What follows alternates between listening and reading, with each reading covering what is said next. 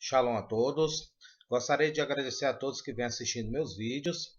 Bom, a pedido de uma amiga nossa, uma amiga, né, que entrou em contato, ela pediu para me falar um pouco sobre reencarnação, né, sobre o Gilgul Haneshamot, porque, segundo ela, né, uma observação que ela teve que eu achei bem bacana, ela fala assim que por que que algumas pessoas nascem com algum tipo de, por exemplo, de defeito, né? Porque uma pessoa nasce com algum problema, outras pessoas têm problema, outras não, né?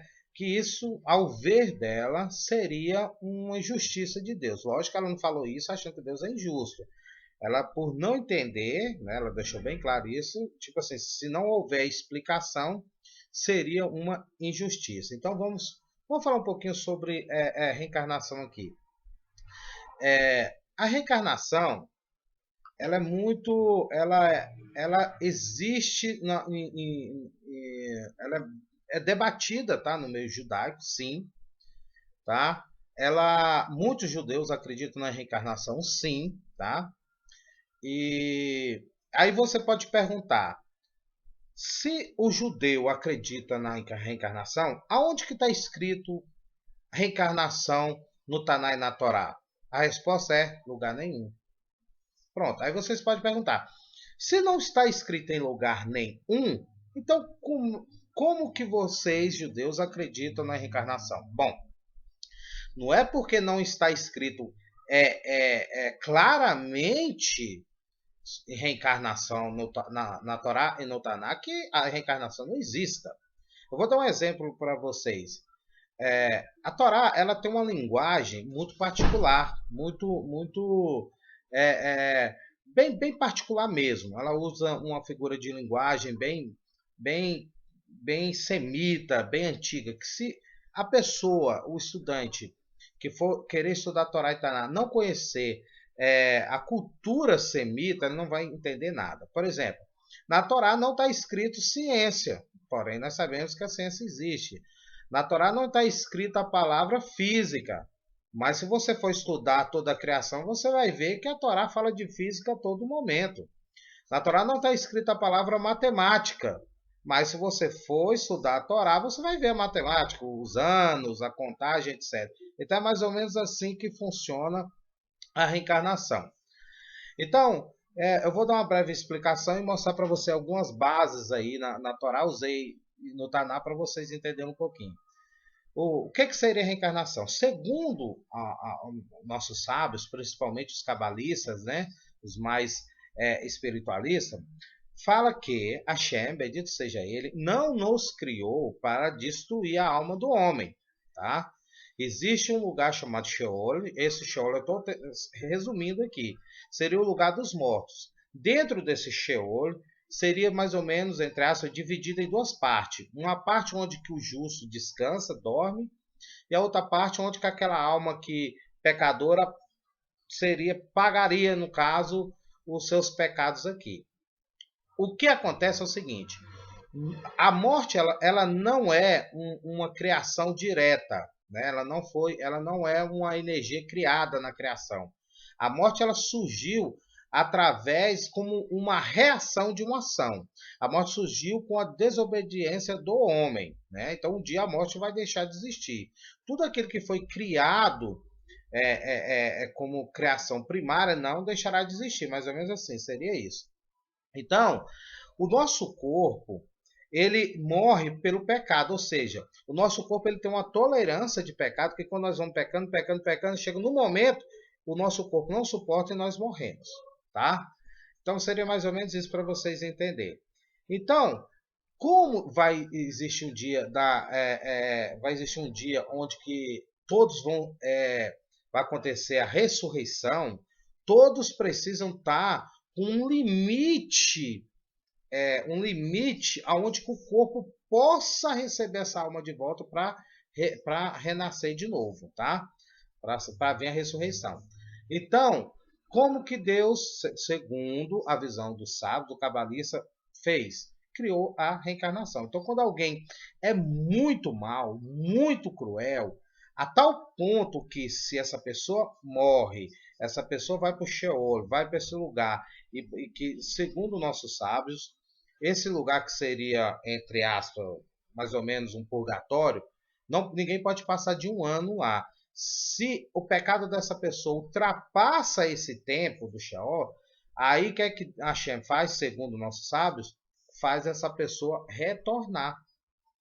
E essa pessoa retorna com marcas dos seus pecados anteriores. Então aí explica o porquê de pessoas nascerem com defeitos, pessoas nascerem com uma certa índole do mal, porque se vocês forem observar, não faz mesmo sentido, se não houver a explicação da reencarnação, não faz sentido. Como com duas crianças, uma criança, por exemplo, é boazinha e a outra já tem um instinto assim, ruim, muito ruim, e a outra já tem um instinto sereno.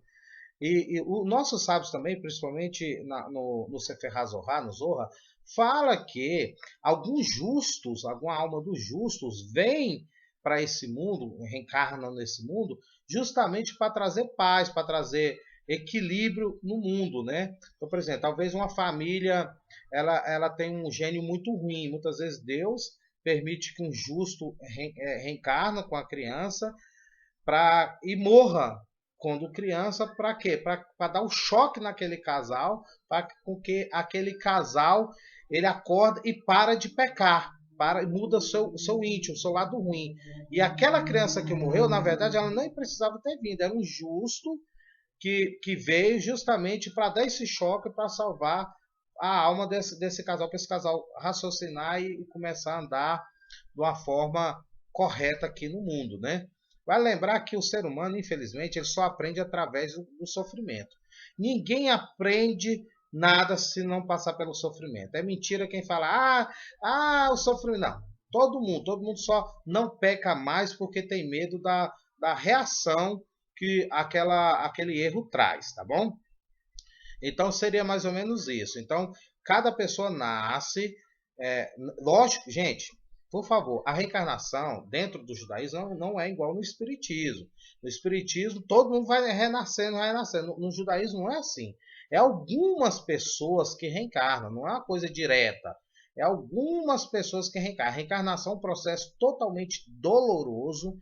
É só em último caso mesmo que acontece. Tanto é que, se vocês forem notar, muito poucas crianças que nascem com defeito físico, né? Se fosse algo assim, então não é uma coisa assim que todo mundo reencarna, não. É uma porcentagem que Deus faz isso acontecer para que essa pessoa tenha essa oportunidade de pagar seus pecados ao ponto de poder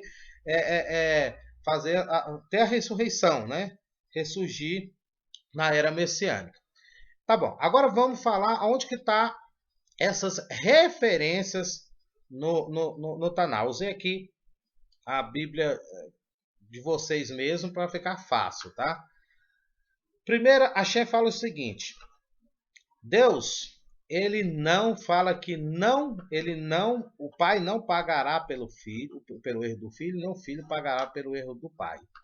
Aí, quando vocês vão lá em Êxodo, o Shemoto, Êxodo 25, está escrito assim: não te curvará a elas, nem a servirá, porque eu, o Senhor teu Deus, sou Deus zeloso, que visito a iniquidade dos pais nos filhos, na terceira e quarta geração daqueles que me odeiam. As traduções, né? Na terceira e quarta geração daqueles que me odeiam. Peraí.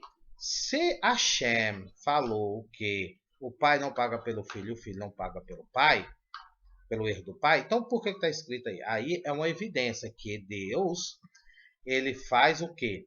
Ele vai buscando, fazendo a pessoa, no caso, reencarnando na mesma família, tá? Porque ele se reencarna na mesma família, e ele vai corrigindo essa alma na terceira e até a quarta geração, dando a entender que a pessoa pode reencarnar até 4 vezes, tá?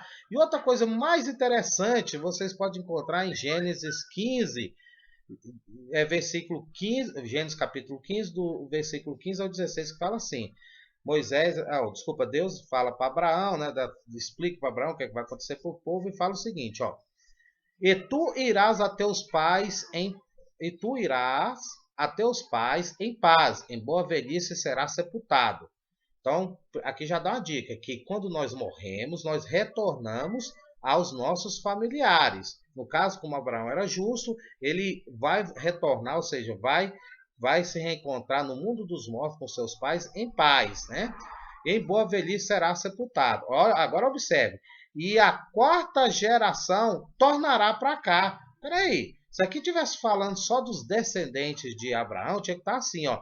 E a tua quarta geração, Abraão, voltará para cá. Mas não está escrito, está dizendo assim, ó. E tu irás a teus pais em paz, em boa velhice, e será sepultado. E a quarta geração tornará para cá, porque a medida da injustiça dos amorreus não está ainda cheia. Lembra que eu falei para vocês que os sábios falam que muitas vezes alguns justos reencarnam para trazer o equilíbrio? Mais uma indicação aqui que Abraham, né, ia reencarnar, ele ia voltar, tá? E também vocês podem encontrar isso aqui, ó. É, é, Aqui também em 2 Samuel, capítulo 7, do versículo 12, que fala: Quando teus dias foram incompletos e vieres a dormir com teus pais, então farei levantar depois de ti um dentre a tua descendência, o qual sairá das tuas entranhas, e estabelecerei o seu reino. Aí você fala, peraí, mas não tem nada a ver aqui. Então vamos lá em 1 Samuel 2,6, que fala: O Senhor é o que tira a vida e a dá, faz descer a sepultura e faz tornar a subir dela. Tá vendo? Então, no hebraico seria assim, que Deus faz a pessoa morrer e faz a pessoa retornar. Retornar, tá? Então, o processo de reencarnação é visto pelos cabalistas dentro dessa visão. Eles observam as palavras hebraicas, como que as palavras... Lógico que no português é até um pouco mais difícil vocês compreenderem. Mas dentro do hebraico, dentro do original, né, na língua hebraica, é fácil ver, né? É fácil ver a reencarnação, sim, tranquila, dentro do texto hebraico, tá bom?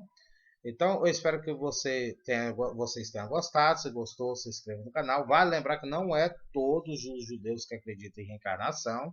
Vale lembrar disso, tá? Só para enfatizar. Se gostou, dê um joinha, se inscreva no canal e até o próximo vídeo. Shalom.